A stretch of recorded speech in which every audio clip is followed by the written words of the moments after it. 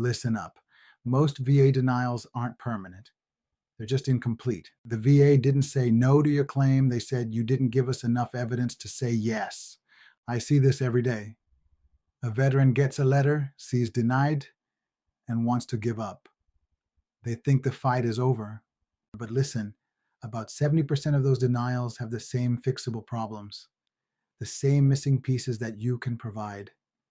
In the next 5 minutes or so, I'm going to show you the 3 fastest ways to plug those holes and get your claim approved. If you're ready to fight back the right way, hit subscribe. We're going to fix this together. A denial is not the end of the road.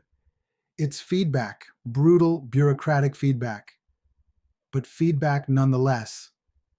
Every VA claim stands on 3 pillars. If one is weak, denial, every single time. Pillar 1, service connection. This is the nexus, the bridge between your time in service and your condition now. Pillar 2, current diagnosis. You need medical proof that the condition actually exists today. Pillar 3, functional impact, how it actually limits your life. This is where most veterans fail to provide enough detail. When you read that denial letter, the VA is telling you exactly which of these pillars is weak. You aren't starting over. You are building on what you already filed. Let's talk about how to reinforce those pillars. Fix number 1, get a medical nexus letter. This is the single most powerful weapon in your arsenal. Most denials happen because the rater couldn't connect the dots. They have the diagnosis, but no bridge to your service. That's what a nexus letter is. It's a professional medical opinion that uses one magic phrase the VA cannot ignore. It is at least as likely as not that this condition is related to the veteran's military service. That phrase meets the VA's 50-50 standard of proof. That is all they need. It's the key to the castle. This doesn't have to mean paying somebody new. Your treating doctor can do this. Bring them your key records and a simple Nexus template and ask them to put their medical opinion in VA-ready language. Keep it honest, keep it factual, and make it easy for them to write it clearly.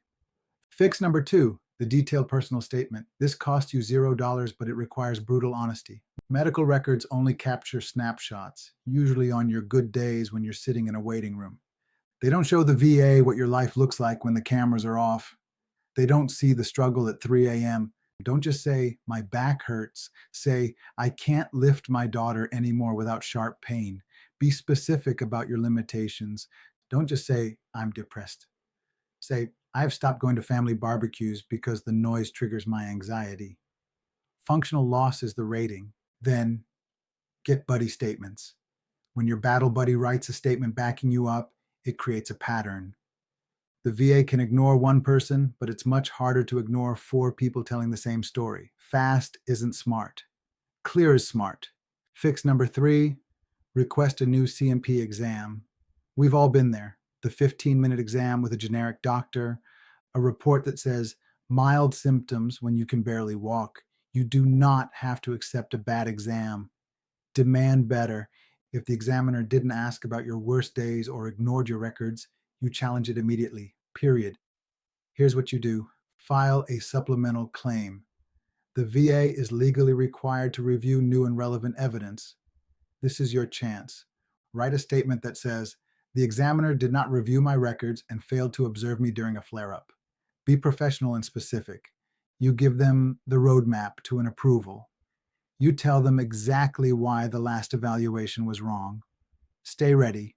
Now let's talk about the secret weapon for denials, secondary conditions. This is how you bridge the gap. If your back pain leads to depression or your medication causes sleep apnea, those are secondary. They are just as valid. You still need that nexus. You need a doctor to say condition B is at least as likely as not caused by condition A. Use the evidence timeline trick. Event to symptoms to diagnosis to treatment.